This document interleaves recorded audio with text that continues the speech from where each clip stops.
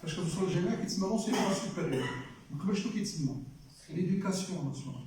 C'est l'éducation. Alors, quand même, de la connaissance, de la compétence, une attitude, un mindset et surtout des valeurs. Quand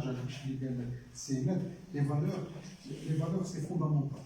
Et il y a une espèce قبل ما نوجهوا vers un métier, نوجهوا بعدا vers l'amour de son prochain, l'amour de son pays, vers l'engagement vis-à-vis de son pays. حيت إلا ما كانش ندير l'engagement بين قوسين هذه ما ندير به. إلا كان يخرج لي أن انجينيور تريك يبقى اكسبير كاع لي دومين ديال الميتي وما خلويش، اش ندير به؟ Donc, ça pour moi c'est le fondamental, c'est la chose sur laquelle. Alors, il y avait la question alors, le digital.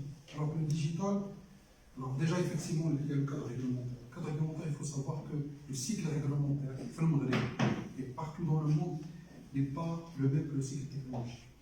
Il y a toujours un décalage. Alors, il faut encore plus, pourquoi? Parce que le cadre réglementaire, c'est un cadre qui se base sur le rien sauf. Rien n'est permis sauf ce qui est réglementé. Dans d'autres pays, tout est permis sauf ce qui est réglementé. Et donc, ce qui fait 9 Maghreb, il y a toujours des vérités. Bien sûr, c'est la logique sécuritaire qu'elle prime, c'est pour d'autres raisons, des raisons de contrôle, il faut toujours retenir le centre, le travail, etc. Mais bon, c'est la réalité aujourd'hui. Ça veut dire tout simplement que le cadre légal, il faut qu'il soit accompagné, adossé à un cadre éthique qui permet de le compléter en attendant qu'il soit mis à niveau pour qu'il soit aligné à. Sur la question des lieux digitales et de la centralité de l'humain, je n'ai pas voulu porter de jugement par rapport à la technologie. Il faut juste savoir que ça existe, qu'on est plein dans ce monde, qu'on le veut ou non. Et là, les détails, ils sont déjà. Donc, ça va, c'est pas grave. Maintenant, pourquoi aujourd'hui on subit? Parce qu'on n'est pas acteur, parce qu'on est consommateur, on n'est pas producteur. Donc la technologie,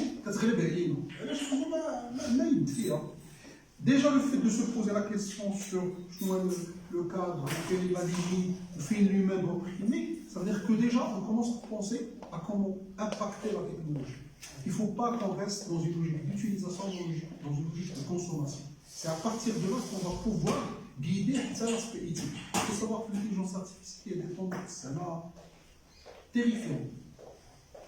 Les tendances d'utilisation de l'intelligence artificielle dans le domaine de la guerre, le domaine de la manipulation des masses, terrifiant. Ça, on ne peut rien faire parce qu'on subit, on est consommateur, on n'est pas producteur. Et je voulais revenir là également à la question qu'est-ce qu'on doit apprendre. Les ingénieurs, ils affrontent n'importe quel défi technologique d'il y a les 5 ans, d'il y a les 10 ans d'école. En fait, il ne faut plus apprendre. Comme il a dit Karim, je ne forme pas, je déforme. Faites je complète, c'est déjà très révélateur. Il ne faut pas apprendre.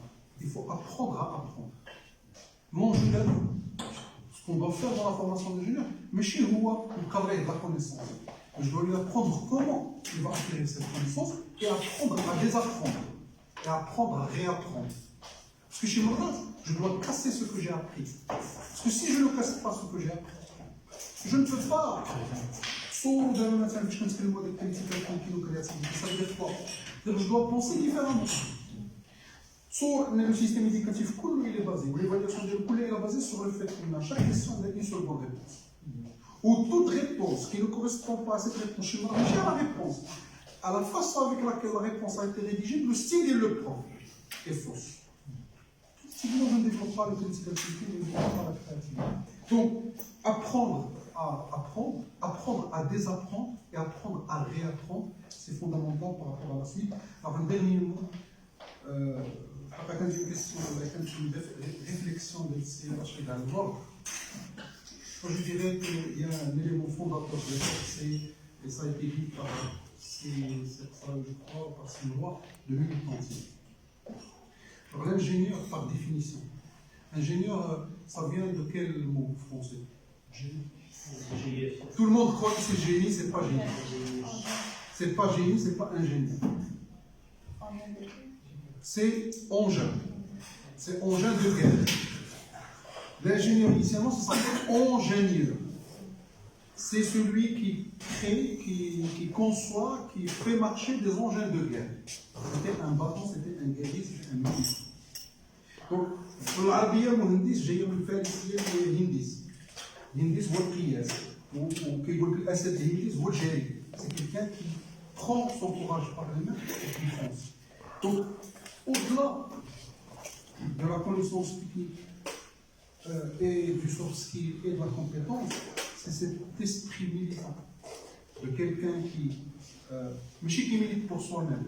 Parce qu'on a voulu, à un moment donné, à travers la militarisation des cours d'ingénieurs, n'enchaîner l'aspect collectif et l'esprit citoyen des ingénieurs. On est arrivé à un ingénieur individualiste qui خرج باش ياكل طرف الخبز باش يدير لي فيلا باش يدير لي فواتور باش يغرق في. Mais l'ingénieur à la base c'est quelqu'un qui est militant pour lui, militant pour son pays, pour sa famille, militant pour son écosystème et militant pour l'humanité. Voilà. Parfait, merci.